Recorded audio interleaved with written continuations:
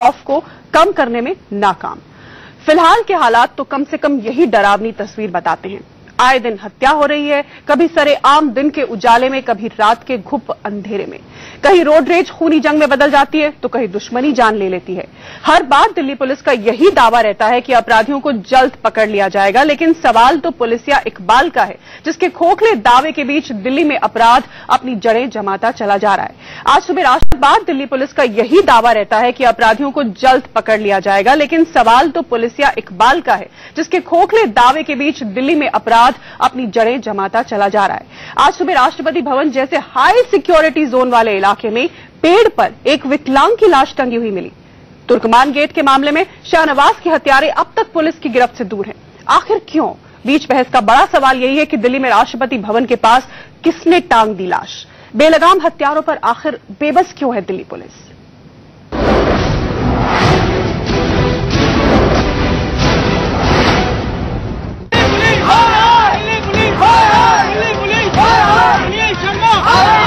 देश की राजधानी दिल्ली बिल्कुल भी महफूज नहीं। ये तुर्कमान गेट की तस्वीरें हैं।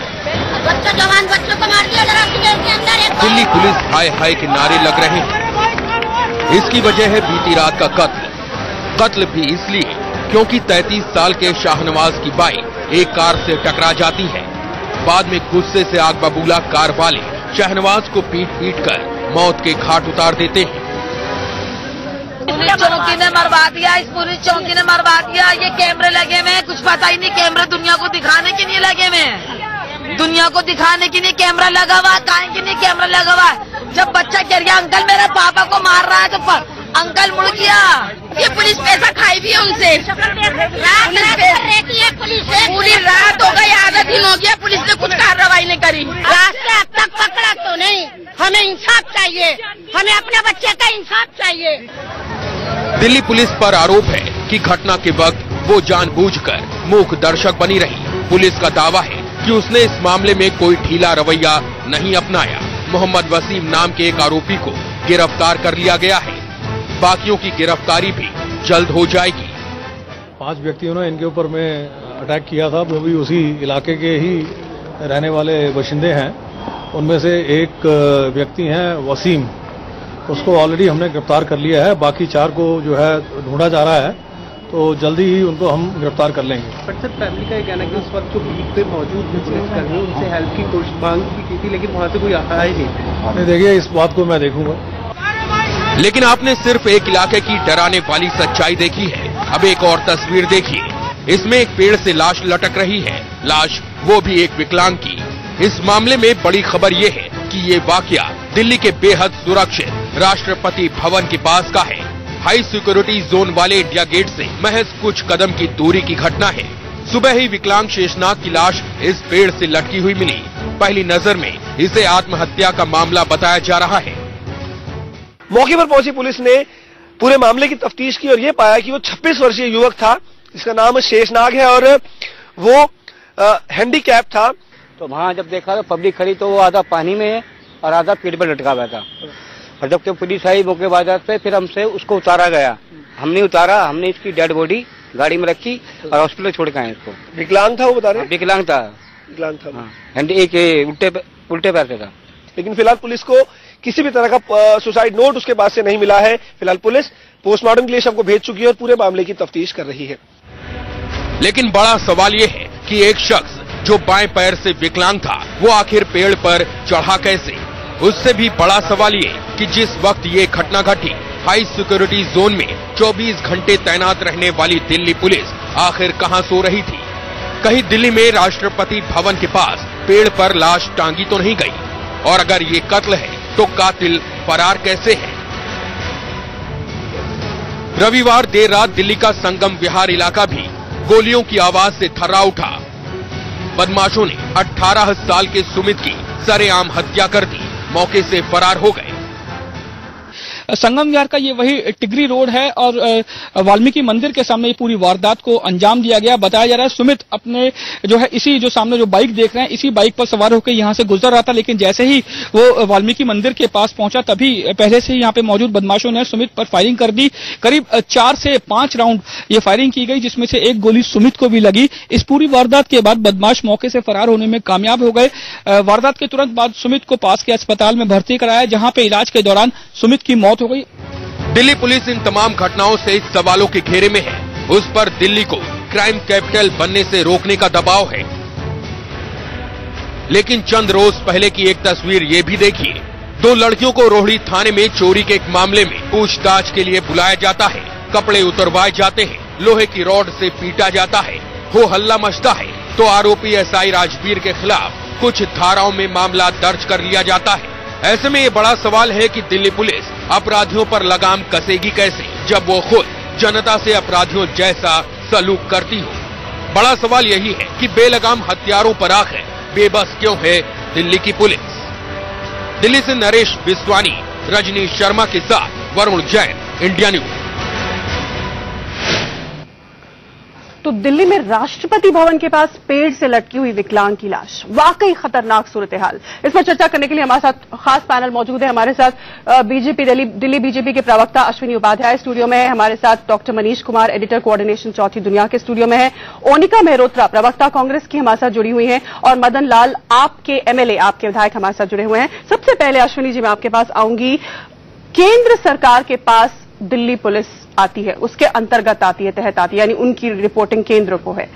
और जब मोदी जी का हम कैंपेन सुनते थे, जब उन्होंने सरकार बनाई तो सुरक्षा की बात कही, विकास की बात कही, लेकिन ये तस्वीरें तो, इतनी खौफनाक तस्वीरें तो हमने आज तक नहीं देखी दिल्ली में। ये क्या है? नहीं शीतल जी, बिल्कुल मैं भी ये देख रहा था कि जिस तरीके से हत्या की गई है, पहले तो मैं कल घटना हुई है वो भी बड़ा गंभीर विषय है कि लगता है समाज में सहनशीलता बिल्कुल खत्म हो गई है। ये एक स्कूटर और कार में टक्कर होती है। पुलिस नहीं, मैं आ रहा हूँ, पुलिस आ रहा हूँ। पहले हम पुलिस की बात करेंगे। बिल्कुल मैं आ रहा हूँ। समाज पुलिस बिल्कुल ढूंढ रही है, पुलिस एनालाइज करेंगे, लेकिन पुलिस देखिए रात को 11:30-12 बजे एक स्कूटर और कार में टक्कर होती है। थोड़ा बहुत उस कार में चोट लगी हो, लेकिन कार के लोग या तो किस स्थिति में थे, नशे में थे, कैसे भी थे कि उन्होंने सीधे 2 बच्चों, घर वालों ने सीधा आरोप लगाया कि पुलिस मौजूद थी, मूक दर्शक बनी रही। एक बच्ची, मासूम बच्ची अपने पिता के साथ उसको पिता को मरते हुए देख रही है और पुलिस वहां मौजूद थी, घर वाले कह रहे हैं।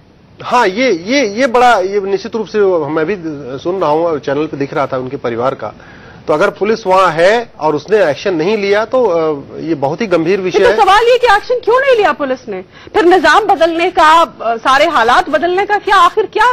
देखिए पुलिस, मैंने आपको बताया ना, पुलिस 2-3 स्थितियों में नहीं लेती है। अगर मारने वाले किसी पॉलिटिकल पार्टी से रिलेटेड होते हैं या खास बहुत वीवीआईपी कल्चर जैसा आजकल दिल्ली में फैला हुआ वीवीआईपी कल्चर। आप ये कह रहे हैं कि मारने वाले पॉलिटिकल पार्टी से रिलेटेड थे? क्या पता, मतलब वो सारी स्थितियों को देखना पड़ेगा, क्योंकि अभी मुझे भी किसी खबर आई है कि शायद वो जो 4 मारे हैं वो पर्टिकुलर एक पार्टी से, जो सत्ताधारी दिल्ली की पार्टी है, दिल्ली सरकार। अच्छा, आप ये कह रहे हैं कि सत्ताधारी पार्टी जो दिल्ली की है, अभी कंफर्म नहीं है, लेकिन हाँ ऐसी खबरें मैंने भी यही सुनी है, मीडिया में चल रही थी ये बातें।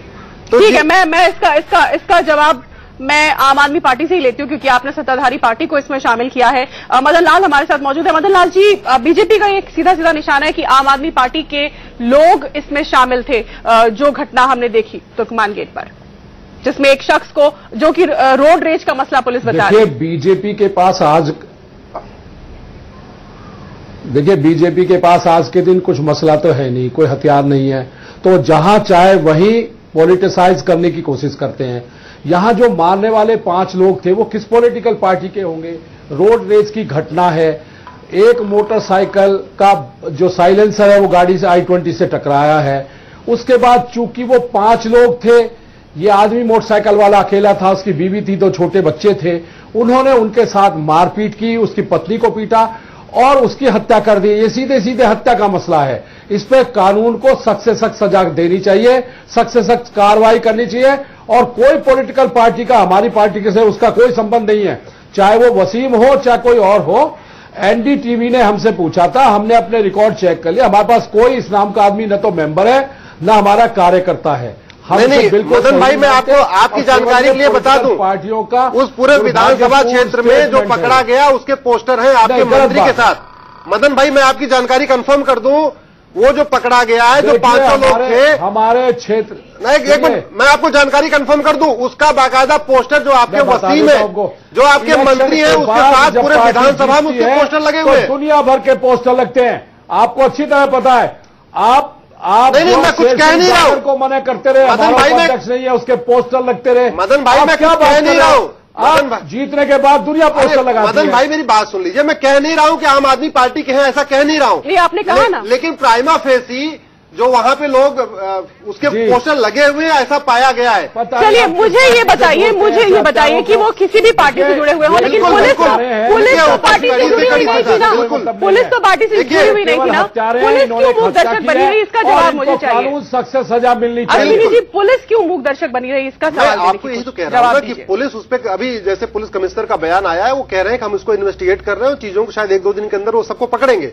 मैं इसको बिल्कुल पॉलिटिसाइज नहीं कर रहा हूं, लेकिन रात को अगर जैसा कि भाई रात को मैं 11 बजे तो नहीं था वहां पे, लेकिन जैसा उनका परिवार कह रहा है कि पुलिस पास में थी और एक्शन नहीं लिया, तो ऐसा तभी स्थितियों में होता है। हालांकि उसके ऊपर पुलिस के खिलाफ भी एक्शन होना चाहिए और होगा। कमिश्नर ने बोला है कि जो पुलिस। अच्छा चलिए हम रात के मसले को छोड़ते हैं, हालांकि बेहद संगीन और गंभीर मामला ये है, लेकिन क्योंकि आप आधा रात का हवाला दे रहे हैं, तो ये दूसरी घटना जो है, ये तो दिन दहाड़े आपको राष्ट्रपति भवन के सामने पेड़ पर एक विकलांग की लाश लटकी हुई मिलती है, इसको आप कैसे जस्टिफाई करेंगे? नहीं मैं जस्टिफाई, देखिए हत्या होती है, मौत होती है शीतल जी, किसी की भी मौत, चाहे गरीब हो चाहे अमीर हो। राष्ट्रपति उस हाई सिक्योरिटी जोन में, बिल्कुल ठीक कर रही है, बड़ा गंभीर विषय है कि ऐसे कैसे हो गया कि वहां पे भी हो गया। इसको हम इस पे मैं कोई जस्टिफाई नहीं कर सकता।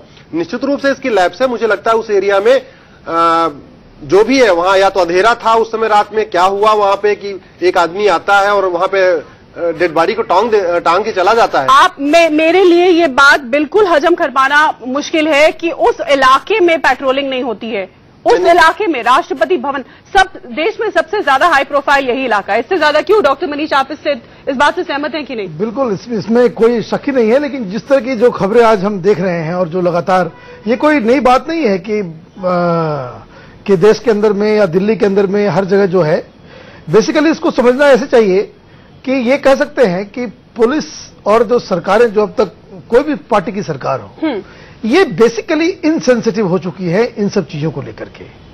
इनको समझ में नहीं आता। इस दिल्ली के अंदर में कम से कम हर दिन 100 से ज्यादा रोड रेज के केसेस होते हैं। देश भर में कई लोगों की जाने जाती है सिर्फ रोड रेज के केस में, सिर्फ रोड रेज के केस में। लेकिन क्या इसके लिए हमने कुछ आज तक कुछ किया? क्या हम लोगों ने कुछ इस तरह से कोई कानून है क्या कि रोड रेज के ऊपर जो है आपने क्विक डिसीजन लिया, क्विक आपने अरेस्ट किया और सजा दिलवाई? ऐसा कुछ नहीं होता। ये कई माने कहानियां जो है हम 10 साल से इस टीवी चैनलों पर देखते चले आ रहे हैं कि भाई पत्नी को मार दिया, बेटे को मार दिया।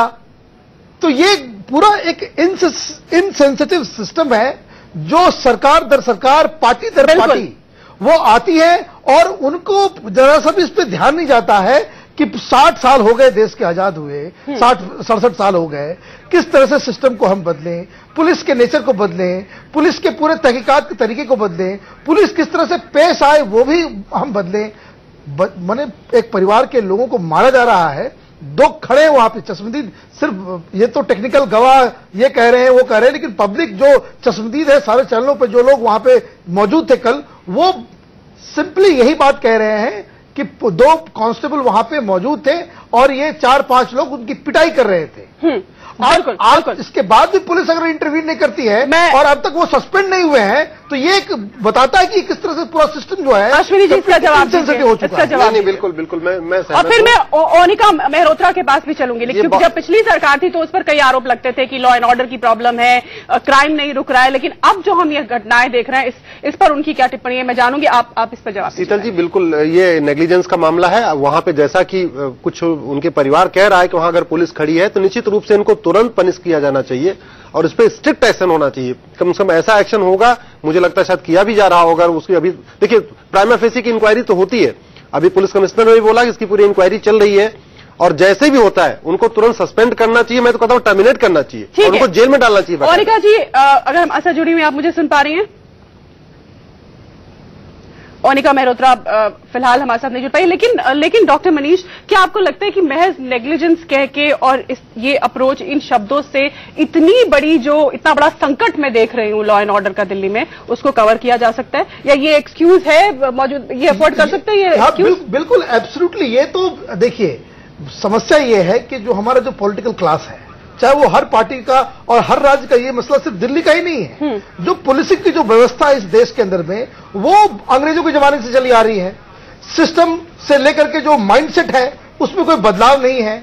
इसलिए थाना से लेकर के आप जो एक मेरे सड़क पे खड़ा कांस्टेबल भी है, उसके एटीट्यूड, उसके अप्रोच और जनता की सेवा की भावना, हालांकि आजकल तो नया ट्रेंड चालू हो गया है कि देश के प्रधानमंत्री हो, चीफ मिनिस्टर्स हो, वो क्या कहें, वो सोशल गुरु की तरह वो ज्यादा मैसेज देते हैं कि ये ऐसा होना चाहिए, वैसा होना चाहिए। लेकिन जहां जो बात एक्ट करने की है कि पुलिस के रिफॉर्म की बातें कई सालों से हम सुनते आ रहे हैं, लेकिन कभी कोई व्यक्ति, कोई नेता, कोई होम मिनिस्टर, कोई सरकार इसके ऊपर ध्यान नहीं दिया। कारण यही है कि आप देखिए कि पूरा का पूरा महकमा लोगों के नीड्स के प्रति, कोई व्यक्ति, कोई नेता, कोई होम मिनिस्टर, कोई सरकार इसके ऊपर ध्यान नहीं दिया। कारण यही है कि आप देखिए कि पूरा का पूरा महकमा लोगों के नीड्स के प्रति वो बिल्कुल इनसेंसिटिव हो चुका है। बिल्कुल।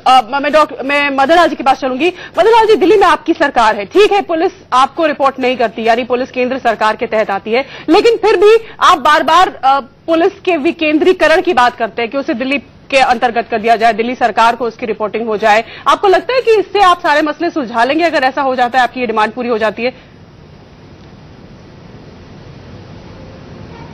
देखिए, सेंटर के पास जो अपने बहुत सारे मसले हैं, उसकी वजह से उसका दिल्ली पुलिस पर ध्यान नहीं जाता। यही कारण है कि पुलिस ऐसे मामले में जो इतवार की रात हुआ है, 11:30 बजे, वो अकेला आदमी नहीं था जो पिट रहा था, उसके साथ उसकी पत्नी भी थी, उसके 2 बच्चे भी थे। अवश्य ही वो चीख भी रहे होंगे, चिल्ला भी रहे होंगे और मदद भी मांग रहे होंगे। ऐसी हालत में अगर कोई पुलिस वाला न सुने तो उससे लगता है कि उनको ये भय नहीं है कि उनके ऊपर भी कोई एक्शन हो सकता है।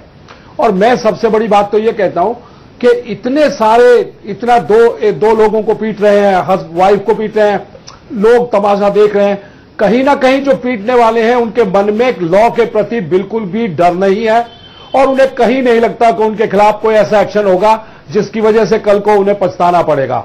ये बात साबित करती है कि लोग पुलिस से घबरा नहीं रहे हैं, और पुलिस से घबरा इसलिए नहीं रहे हैं कि शायद पुलिस की पकड़ क्रिमिनल्स पर ढीली है। उसके लिए जरूरी है कि वो दिल्ली राज्य के नहीं, उसमें एक कारण और भी है मदन भाई, मैं आपको बता दूं, उसके ऊपर पूरा ध्यान दिया जाएगा। जब एक पार्टी का नेता, ज्यादा जरूरी है, एक पार्टी का नेता उकसाएगा लोगों को जमीन कब्जा करने के लिए, एक पार्टी का नेता उकसाएगा बिजली कनेक्शन कटिया डालने के लिए, एक पार्टी का नेता उकसाएगा तुम बिजली का बिल मत जमा करो, तो निश्चित रूप से इससे मनोदशा नहीं, आप मुद्दे, मैं आपको बता रहा हूं, आप मुद्दे से क्यों रोड रेज की बात कर रहे हैं? अरे मैं उसी रोड रेज की बात कर रहा हूं। लॉ एंड ऑर्डर में वापस वो चारों आपकी पार्टी के हैं, मैं कह रहा हूं, वो चारों आपकी पार्टी के बिल्डर है, वहां के माफिया है वो, और पुलिस उसको मुख दर्शन, वो चारों बिल्डर है, माफिया है और आम आदमी पार्टी के हैं सर। आप लोग आपके मंत्री के साथ उनकी दुनिया भर की फोटो। चलिए, ओनिका मेहरोत्रा हमारे साथ जुड़ गई है।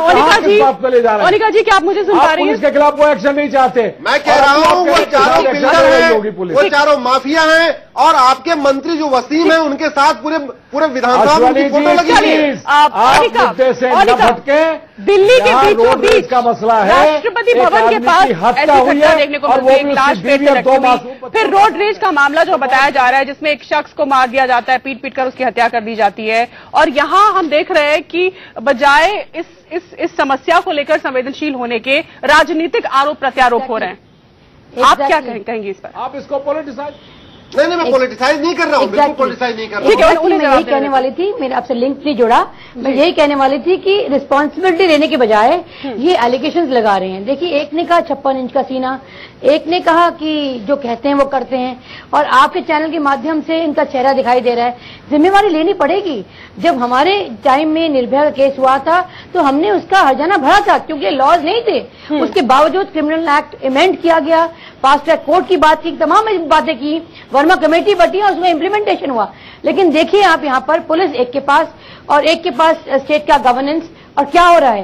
कैमरास की बात करते हैं, कहते हैं एमएलए फंड से कैमरास लगाए दिए गए, कैमरास चलते ही नहीं है। किससे कनेक्टिविटी है? कौन मॉनिटर कर रहे हैं इस कैमरास को? और उधर बीजेपी कहते हैं कि पुलिस बहुत चुस्त दुरुस्त है। तो टोटल झूठे वायदे हैं, यू टर्न्स हैं।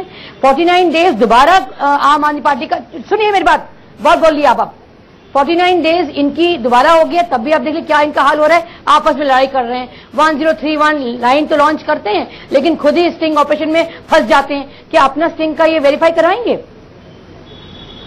तो ये नहीं, आप वो स्टिंग और वो मसला अलग है। इस वक्त हम दिल्ली में जो क्राइम की स्थिति है उस पर बात कर रहे हैं। और 70 तक पहुंच गए। यहाँ मुबद्दा है आज के दिन कि एक आदमी की जघन्य हत्या की है 5 लोगों ने, और वो भी उसकी बीवी और मासूम बच्चों के सामने।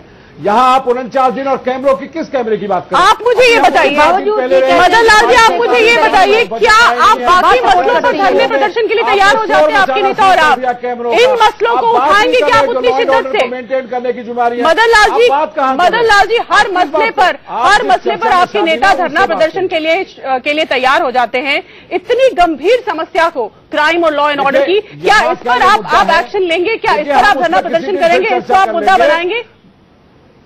देखिए ये मामला धरना प्रदर्शन का नहीं है, लिप सर्विस ये मामला है कुछ नहीं। किस आदमी दबाव तो बना सकते कि नहीं आप? उनके खिलाफ आप दबाव तो बना सकते कि नहीं? दबाव आप बनाएंगे कि नहीं बनाएंगे, या इंतजार करेंगे कि हमारे पास पुलिस आए फिर हम देखेंगे क्या किया जाए? पुलिस वाला पहले लेता, देखिए ये अगर एक्शन पुलिस पहले ले लेती तो हत्या नहीं होती। मैं कहता हूं अभी एफआईआर दर्ज हुई है, वसीम नाम के एक आदमी को पुलिस ने पकड़ना बताया, 4 लोग अभी भागे हुए हैं। एक्शन बहुत जल्दी होना चाहिए, पर हम ये कह रहे हैं जो एक्शन अब हो रहा है, अगर वो पहले हो जाता तो शायद ये हत्या ना होती, शायद एक मासूम आदमी बच गया होता। और वो मासूम आदमी जिसकी बीवी और जिसके मासूम बच्चों के सामने पीट पीट कर उसकी हत्या कर दी हो, ये सबसे ज्यादा जघन्य अपराध है। और ऐसे अपराधी को केवल सजाए मौत मिलनी चाहिए।